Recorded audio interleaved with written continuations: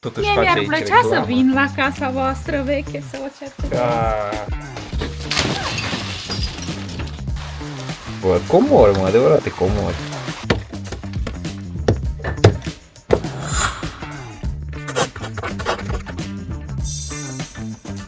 Afară plouă, dar nu ne oprește ploaia pe noi.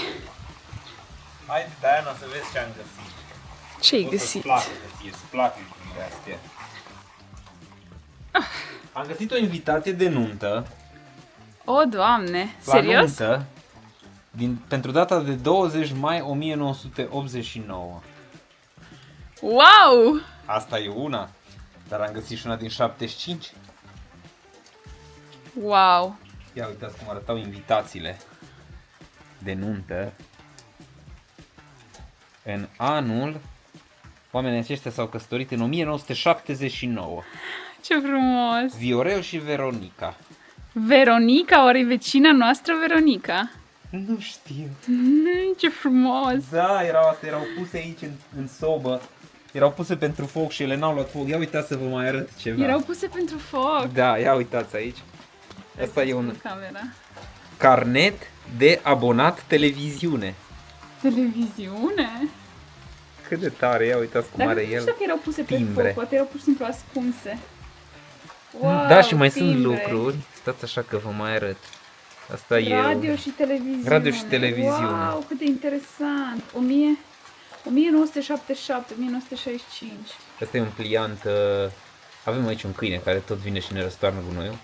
Văd că iarăși a venit. Asta Mai e un câine care n-a mai fost n-a până mai acum fost la până noi în acum. curte. Un pliant bisericesc. Clasa a Invitațiile de 10-a. nuntă, da. Uite, aici este un carnețel din clasa a 10-a domnului care a stat aici. Dar nu știu Ia dacă scrie uitați. ceva Proletari din toate țările, uniți-vă. Bă, comori, mă, adevărate comori.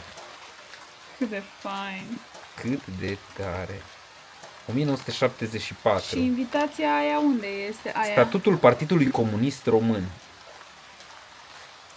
Zice aici. Dacă aveți cumva o casă veche sau ați văzut o casă veche pe care vreți să o cercetăm, Dar totuși mie face mi-ar aici plăcea reclamă. să vin la casa voastră veche să o cercetez. Da. Nu fac nimic public. Nu trebuie făcut public. Certificat de producător agricol din 1982. Wow. Ce tare. Tare. Aici chitanțe. Tot felul de chitanțe. Da, chitanțele le mai ținem. Uite Da, păi ce. le mai sortăm după aia. Le mai sortăm după aia. Da, vreau ca să arunc din sobă de aici tot ce era adunat. Și zic, bă, dar stai să vedem un pic, că ce-or fi astea, că erau hârtii, am zis că... 1989. Petru și Rafila. Oamenii ăștia sunt de aici, din sat. Foarte fain, foarte fain. tare.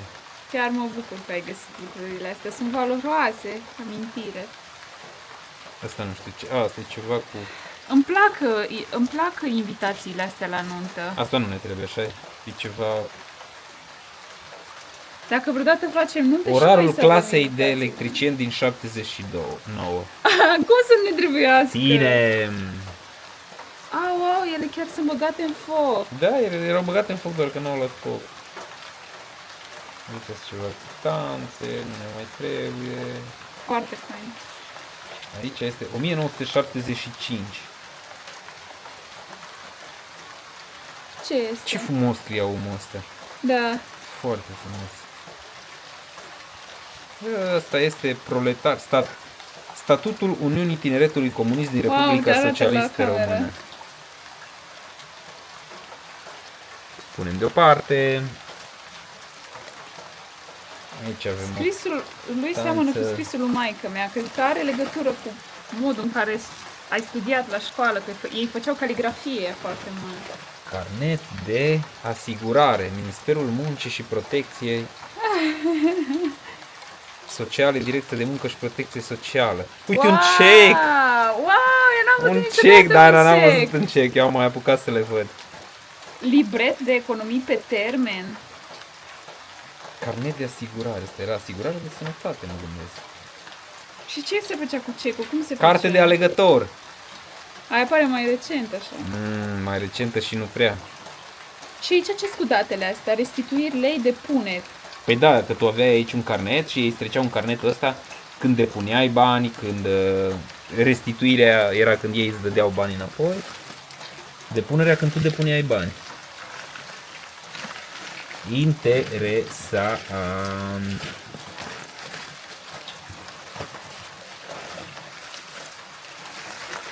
Mă, ce chestii interesante poți să găsești într-o sobă veche. Da!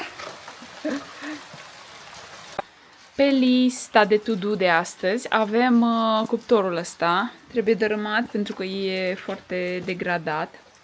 Și o să refacem cel mai probabil un cuptor aici. Ăsta e un cuptor foarte mare, e imens. Are o capacitate de, mai știu cât și cine spunea cineva, că 12-14 pâini sau ceva de genul ăsta. Nu ne trebuie așa ceva, așadar o să refacem cuptorul, un cuptor mic, ca să avem loc și de o mică bucătărie în partea asta, plus cuptorul care o să fie de 2-3 pâini acolo, nu prea multe.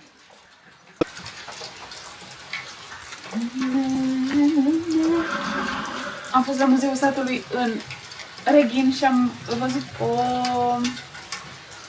un scaun exact ca asta. Uite, o să te rog să începi să strângi pământul ăsta de jos, să nivelăm aici, ca să... Și vrei să-l pun în roabă? Da, sau... pune-l în roabă, pune-l în roabă că eu mă duc să-l duc acolo. Bine, bine. Ce vreme mine da. Ce astea?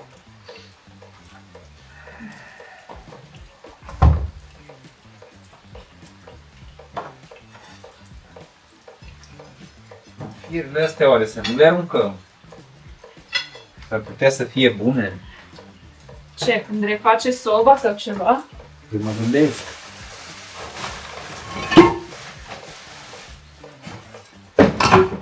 Să le mai punem și pe astea. Uite undeva aici. Cărămidă. Tot. Da, plus... Am dat tencuiala jos și acum urmează să iau șamotele. Dani deja le-a luat. Cărămida țigănească de-aia, șamotele. Păi nu șamote sunt astea. Cred că cărămizi țigănești se numesc. Cărămizile atunci. Cărămizile.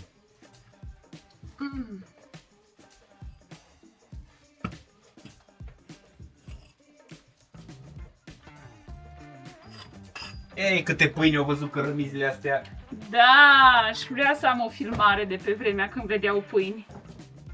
Eu vreau să am și o bucată de pâine de pe vremea când Altă cu pâine vrei să vezi. Pâine, pâine și mâine. Cui mai place pâinea, să scrie în comentarii. Da, Acum să vezi, o Diana. să avem sute de comentarii dacă scrieți cui îi place pâinea în comentarii. Pâinea și românul sunt frați, tu știai? Da, aș putea să cred asta.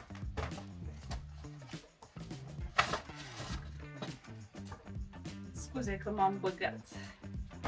Sunt unele cărămizi care sunt nota 10. Așa mult rezistă cărămizile astea? Stai seama. Aș spune Un nostalgic. Cărămizi din astea nu se mai fac, băiete. chiar nu cred că se mai, nici nu știu dacă se mai fac. Ia uite, se mai fac oare undeva? Vă știți că o să mai avem nevoie și de alte cărămizi din acestea? Dacă știți pe cineva care face manufactură ca să și filmăm. Exact. Adică să le facă încă el, nu la fabrică. Eu zic că se mai fac. La noi, Moldova, sigur se mai fac, sincer. Da? Acolo mult se făceau, da. Dar și aici n-are cum să se facă.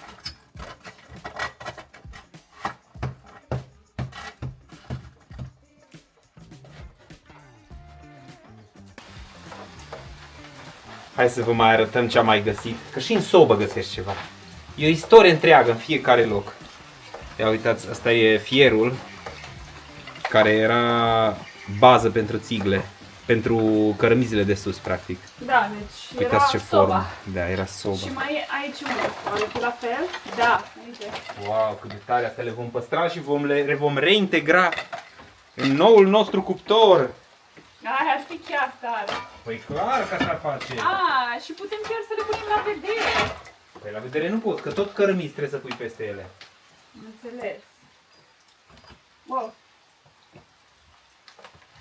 Diana stă aici și dezmembrează, că ei tare place să dezmembreze.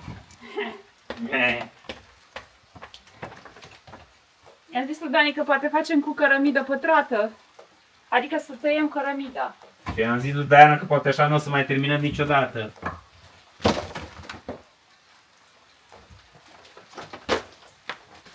Eu zic că nu-i mare scofală. Nimic nu-i mare scofală. Ia. Ce să vă mai spunem, mă, oameni buni? Că stăm aici, uite, plouă Și facem ce ne place. și facem ce ne place. Eu n-am pus tocmai bine cărămizile acestea, dar le mai reglez. Chiar ne place. Adică, chiar ne place. Da. Adică da. Adică e ca atunci când dacă ai avea să alegi să fii aici sau altundeva, noi am alege să fim aici. Da. Păi, când eram mici și ne jucam, adică eu când eram mică și mă jucam, jucat? făceam focuri, construiam căsuțe, tot felul de chestii din astea. Și Eu că nu acum, prea construiam, că uite cum am pus sticlele astea, cărămizile astea aici. păi pune ceva de desubt. Păi, ce? Uite aici o bucată din asta, uite, bucăți din astea, vezi că sunt pe jos pe acolo, bucăți de alea. Scuze-mă, Diana, că te-am întrerupt cu problemele mele. Și când ești mare, să poți să te joci din nou, e o mare bucurie. Numai că noi adulții știm să dramatizăm totul, dar de fapt e o joacă. Nu-i mai certa, Diana, nu-i mai certa, că nu se mai uită la tine.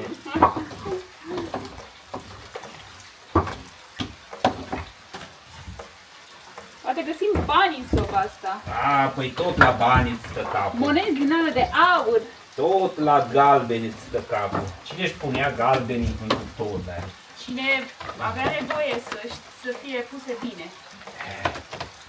Ce-i drept că aici le puneai bine. Păi nu? Da? Când veneau să te fure otomanii, până... Ce otomandani, casa ți-ai făcut în 70 Bine, zic ceva. și eu, dacă oamenii ar fi ascuns în cuptoare, când venea să te prădeze cineva și trebuia ca să deschizi cuptorul ăsta, nu mai reușeai să-l mai...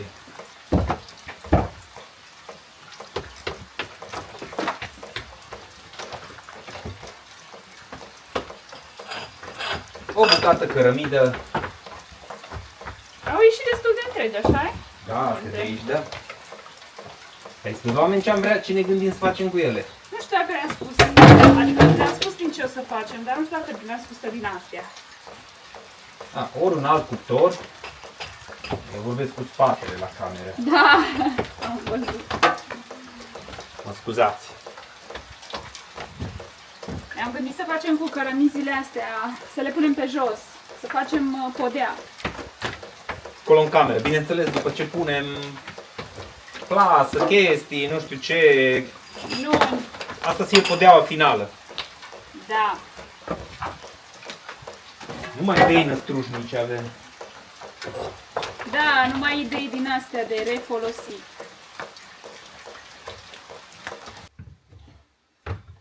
Am dărâmat o parte din sobă. Ne-am dat seama că partea unde intrau pâinile, cred că o lăsăm până chemăm un expert ca să vedem exact dacă trebuie lăsată și rămâne sau nu, că ar fi păcat să dărâmăm ceva ce e gata construit și arată foarte fain, așa, e construit în rotund, o să vă arăt exact. Da, am arată foarte bine. Și în spatele căsuței astea mai este o construcție mică care de fapt adăpostește soba asta. Deci destul de complexe lucrurile. Hornul o să-l dăm jos oricum pentru că hornul Mă, Dani, acum îmi dau seama că dacă tu schimbi poziția de la soba asta, În teorie, da, și ăla se asta. da, nu o să mai... Da, dar noi nu știm neapărat dacă o schimbăm. Da, poate că o să putem Sau lăsa venim așa. numai până aici, așa, uite, cu ea, știi? Da, sau să o lași... Da, o să vedem. Și atunci... Dar ori nu trebuie dat jos. Că asta va trebui reconstruit în principiu. Da, nu? cu tot cu horn se reconstruiește. Camera aia ne vine acolo. Camera noastră nu e bună acolo.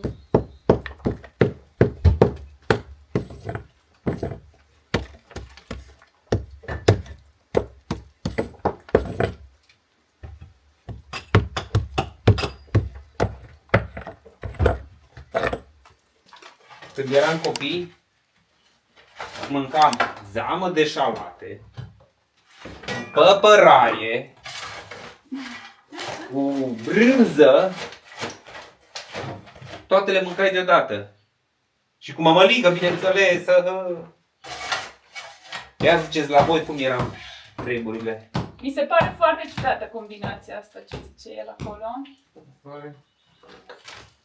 Avea un gust oarecum interesant. Oarecum, Diana? Cum adică oarecum? Interesant, da, adică știți cum e gustul copilăriei, e gustul copilăriei, adică când îți... Fiecare cu copilăria lui. Da, dacă în copilărie ai mâncat parizer, ăla o să fie gustul copilăriei tale. Bine, că tu n-ai mâncat parizer, că mama ta făcea mâncare. Oh, dar am mâncat și parizer, ăla era așa, parizerul era ceva... Cu toți am mâncat parizer, că era un deliciu. Ceva mai special, da. Când mâncai Parizer. parizer era... Oh. După atâția ani în comunism, am mâncat și noi parizer de... Nu mai știu ce-i cu noi. E amuzant așa că acum când mai suntem... Sunt anumite momente în care ne vine poftă de parizer și ce-aș mânca niște parizer. Găsiți la Carni Pro, sau cum îi spune Diana la Decolo de la voi. Da, parizerul cel mai bun se găsește la Carni Pro. Au un salam de vară foarte bun și parizerul ăla roz cu porcușorul pe el. Păi asta pentru aia mai tineri, că noi mâncam parizerul ăla în membrană adevărată. Diana nu l-a mai prins. No. Dar asta și-a păstrat eticheta, e de la Carni Pro, de undeva din Tulcea sau nu știu unde e Carni Pro. Dar a rămas gustul exact același care era și pe vremuri. Și de fiecare dată când mi-e poftă de parizer, de acolo iau. Adică din ăla iau. Aici în zona Ardealului nu se găsește parizer de la Carni Pro, dar... Hai, Diana, auzi că nu se aici se găsește orice, Nu Diana. se găsește aici în Ardeal la voi. Nu se găsește. De la Carni Pro, da, găsești. Păi da, dar nu au gustul ăla. Aia măcar spune să mă dau de aici. Aș vrea să mor aici strivit sub un coș de pâine și să nu fi mâncat înainte, că e așa de trist. Bă.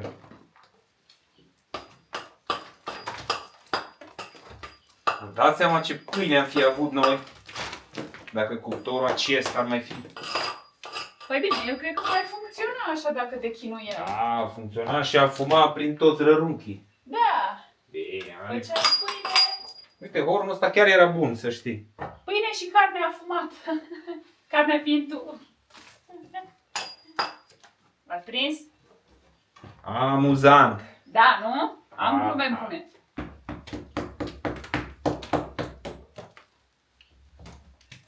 Cum stăteau ele, mă. Lasă-mă pe mine, te rog. Stai așa că Haide. nu-l prind pe ăsta. Treaba în doi o faci cu spor. Vedeți în trei cum o faci. Oh. Da. Mama Dianei nu se mai dă venită. Nu știu, cred că e supărată. Cred. Cine știe? Wow, ce tare! Cărămida rotunjită acolo. Mă lași pe mine? Te las, sigur că te las. Cum să nu te las eu? Stai așa. Gata. Asta ar fi frumos să o păstrăm tot acolo. Da, Dani. Avem la idei. Da. Cât Câte vrei? Nici nu vrem să știm când îl găsim pe meseriașul ăla care o să ne facă, Și o să râde de noi? când o să-i zicem ideile noastre și o să zică, bă, copii, eu sunt ocupat. Pentru că cam așa pățim.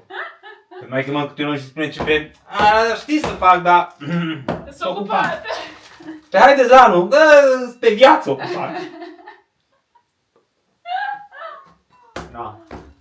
Îi spui la om că tu vrei cu pământ și el tocmai ce s-a bucurat că Ca scăpat de pământ. a scăpat de pământ. Un fel de puzzle. Hai. Domino. Domino. Hai de capul meu că încă se... Dar se va și ține, zic eu. Stai așa, oare filmăm? Da, filmăm normal.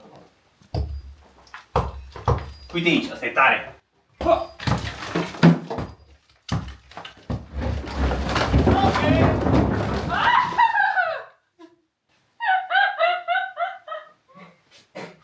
Mai este? Mai e cineva acolo? Hei, salut! Că mi-a venit pe spate. Unde n-o venit? Ce să facem, dragilor? Trebuie să facem frumos. Ui, bai, vom face altul și mai frumos. Altul mai falnic și mai frumos. Așa este. Păi nu? Da. Acum degeaba te apuci de renovat casă și lași ăsta veche aici și după aia îți iese fum și după aia probleme. Da. Era curios totuși, da bine, ce vorbesc și eu? Dar am văzut câte găuri. Dacă făceam un foc în el, dar am văzut câte găuri avea de fapt. Ce părere aveți? Da, eu am crezut că într-o oră dă gata și deja lucrăm fără oprire de, nu știu Câteva ore. câteva ore bune. Peretele ăsta din spatele nostru. 2/3 este cărămidă, 1/3 este lemn cu lut. Cărămida asta nu arată foarte bine. Și peretele foarte strâmb. Dar e Doamne destul- ajută! Ce să mai ziceți? Tot scoatem aici, cuptorul aproape că l-am.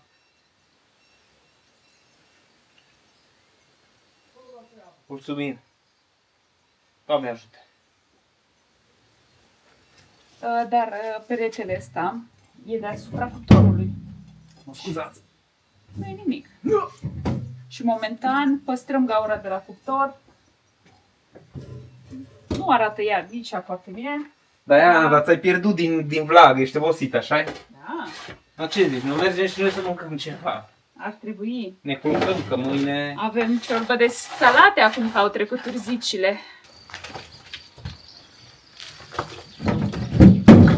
Puteam să facem un tiny house, dar ție ți-o trebuie, Diana, autentic. Casă de lut. Da. Zile, mă, Diana, că eu glumesc, că și eu vreau casă de lut. Glumește și el vrea casă de lut. Mai zi ceva de bine. E frumos, deștept, muncitor. Acum deja încep să minți. O nouă zi. Noi treburi pe aici prin curte. Hai că s-au mai aranjat lucrurile, ne-am ocupat de iarbă, ca să o facem să fie, ia uitați ce frumos crește acum iarba la noi. Am tuns pe aici așa frumos, am tuns și în spate, vă duc să vă arăt și în spate, că deja prea creștea iarba și nu ne plăcea absolut deloc, că părea așa, parcă era părăsit locul. A durat un pic până ce am reușit ca să o aducem la un nivel corespunzător. Aici o să aducem pământ nou unde am dus mranița, pentru că vrem să crească din nou pământ. Am tăiat iarba de aici, am tăiat-o cu mașina aceea de gazon și și-a făcut treaba, e incredibil de bine.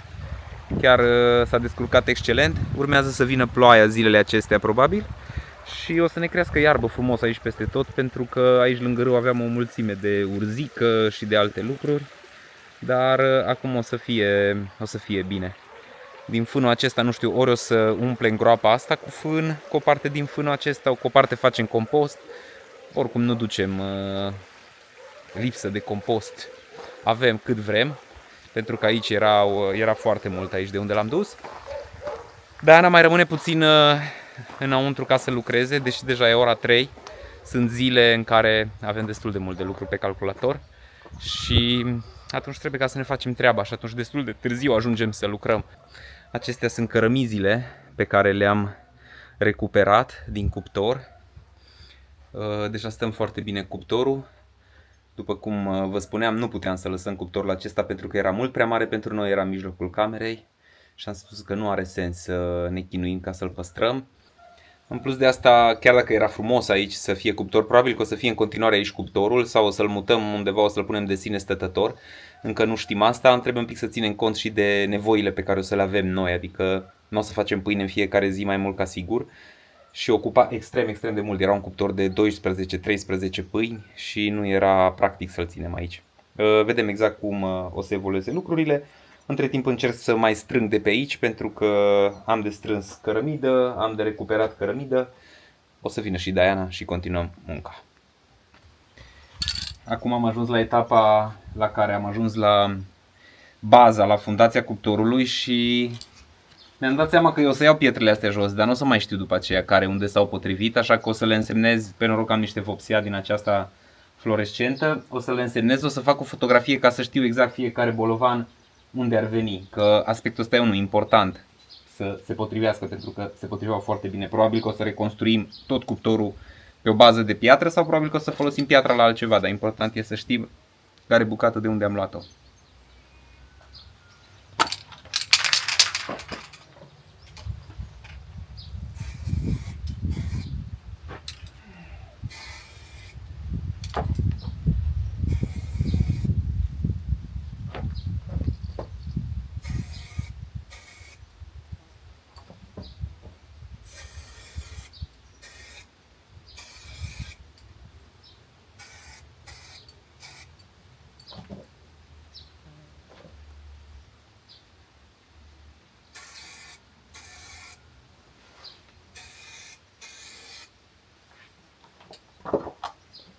Ăștia sunt bolovanii de bază. Ăștia sunt bolovanii de bază cei mai mari și dacă reușim pe aceștia ca să-i punem exact la fel, atunci o să avem o nouă bază reușită. Sunt câțiva pe care i-am luat și nu i-am numerotat, dar de aceea putem ca să le găsim exact ordinea, pentru că ăștia sunt cei mai importanti. Să nu vin fuscă să lucrezi, te rog! Hai, lasă-mă cu dansul!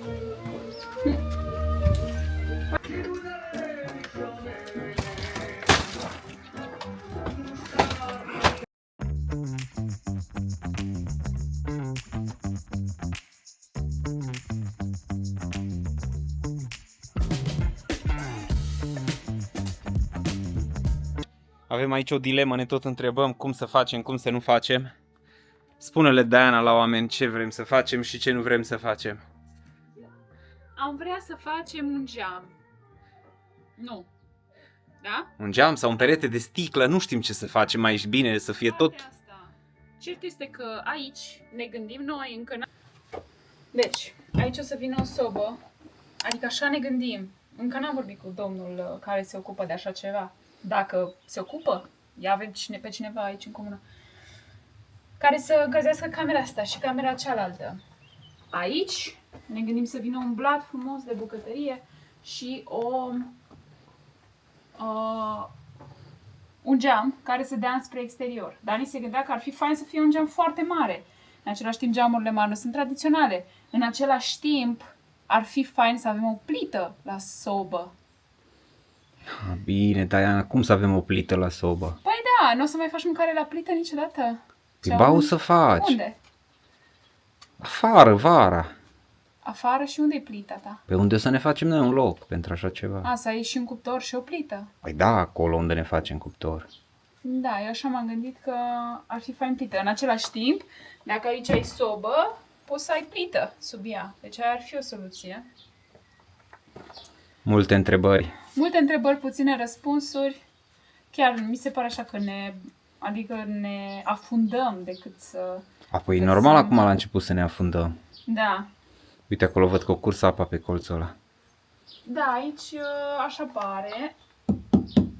Pare foarte sănătoasă grinda. Poate că e de stejar. Iar aici... Acolo aia sună un pic dubios. Nu. Oricum trebuie să dăm tot plafonul ăsta, trebuie să-l dăm și pe ăsta să vedem un pic ce e acolo sub, că... Adică știm ce îi, dar ni groază să dăm. Da. Probabil un pic mai târziu. Așa, aici, după cum vedeți, este un acoperiș. A, uite că a venit A venit rândunica. Aici este un acoperiș care era pentru acest cuptor, dar cred că în principiu dispare acoperișul. Și atunci nu o să mai fie nimic. Ai priveliștea dinspre partea asta, este o priveliște superbă da. Către căsuța vecinei noastre, tanti Ioana, și către dealuri, pădure. Către pădure. Deci e chiar frumoasă, superb. Priveliștea și este către sud. Din nou, dacă aveți vreun sfat către noi, e binevenit, dar nu știu, un sfat de om priceput. Vedeți cum e că e foarte greu cu construcțiile tradiționale, pentru că nu se mai ocupă nimeni.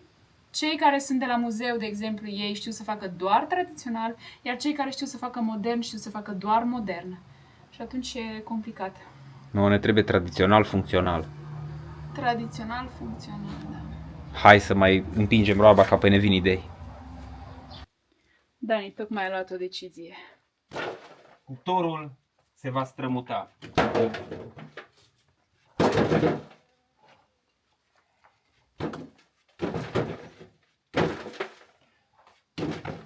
Mai mult de lucru pentru mine, că trebuie ca roaba asta. Cred că vreo 50 de ori. Oricum, uitați-vă și voi cum erau făcute lucrurile pe aici. Incredibil. Avea niște fumare, cred că se numesc, niște găuri prin care spatele. împrejmuiau practic tot cuptorul ca să se facă pâinea, să ajungă căldura peste tot. Deci mi se pare incredibil câtă muncă a făcut aici, dar din păcate... Dani, ție chiar trebuie să-ți luăm o roabă electrică. Da, ție, da. nouă. Îți dai seama cât vom mai avea de intrat cu roaba? O, da. Roabă electrică, nu știu dacă este în România.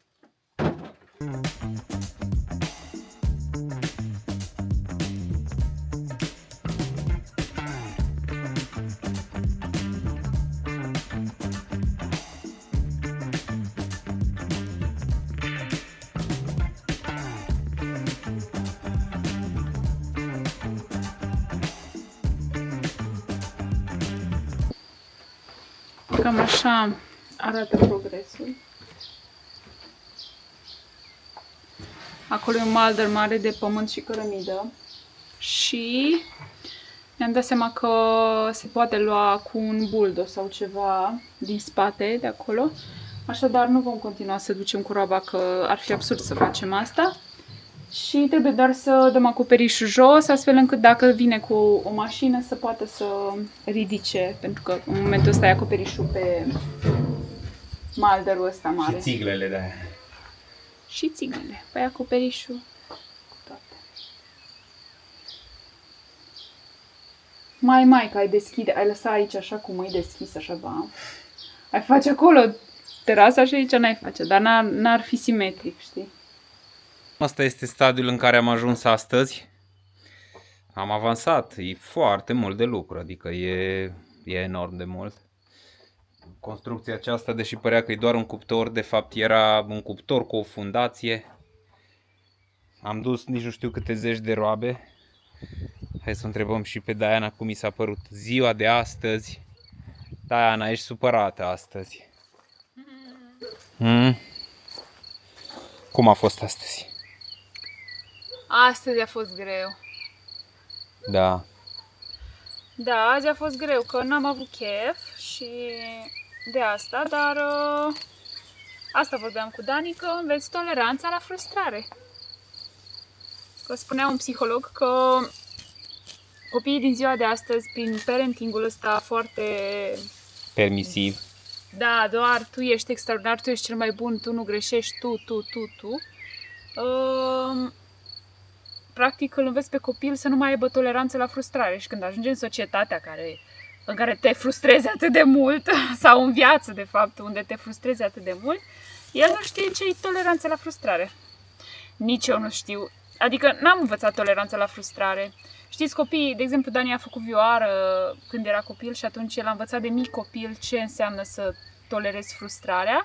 Eu am fost lăsată așa mai liberă și n-am învățat toleranța la frustrare.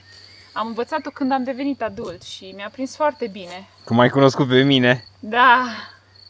Da.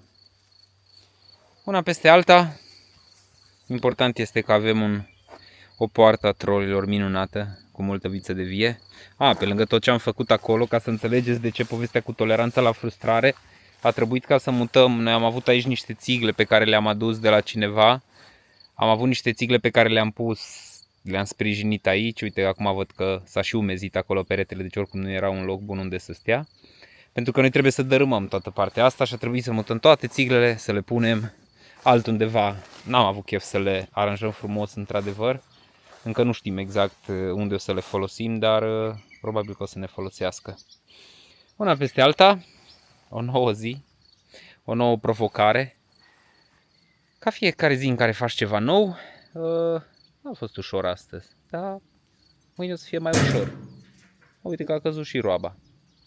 Vă lăsăm până data viitoare, ne vedem tot aici. O nouă zi de muncă! De fapt, deja muncim de câteva ore, însă n-am luat camera astăzi cu noi și Diana a spus că ar fi fost interesant. Ca să vă ținem și pe voi la curent. Unde e Diana? Aici. Unde e Diana? Aici. Vezi, Diana, că sunt sub tine. Ești sub mine? Da. Aoleu. Ia să vedem pe Diana. Salut! Salut, Diana. Ce faci acolo? Nici eu nu știu. De toate. Dărâm, demolezi. Da. Practic, Diana acum, în momentul ăsta, scoate plăcile acestea de lemn presat, de rumeguș presat. Îmi scap acum cum le spune. Și acolo sus în pod, hai să vă arătăm ce am făcut. Pentru că am făcut lucruri, am avansat. Dar suntem obosiți. Dar e normal. Dar e fain. Am mutat toate țiglele pe care le aveam sprijinite de căsuță, le-am mutat aici. Astea sunt țigle pe care probabil o să le folosim la un moment dat. De fapt, mai mult ca sigur o să le folosim la un moment dat. Iată unde am ajuns. Am demolat aproape tot cuptorul. Am dat jos acoperișul de acolo. Lucrurile acum nu arată extraordinar, dar o să vedeți ce extraordinar vor arăta când vom termina. Am luat toată vița de vie sălbatică. Nici nu știu ce să vă spun. Astăzi toată ziua cu asta ne-am ocupat, cu acoperișul acesta secundar și cu mutatul țiglelor, pentru că au fost foarte multe. Vedem exact ce facem. Uite, va trebui să dezmembrez lemnele acestea, deși nu știu dacă le mai putem folosi la ceva, că-s putrede. Cred că le aruncăm direct, le punem pe foc. De-aia n-am dă ok-ul că e ok. O să scoatem... Ăsta e momentul adevărului. Care adevăr? Păi, acum o să aflăm dacă lemnele astea de la pod sunt bune, nu sunt bune. Da, pentru că o să vedem înăuntru. Și astăzi la final ar trebui ca o să vină ploaia curând, știi, și să acoperim cu țigle. Să înceapă distracția.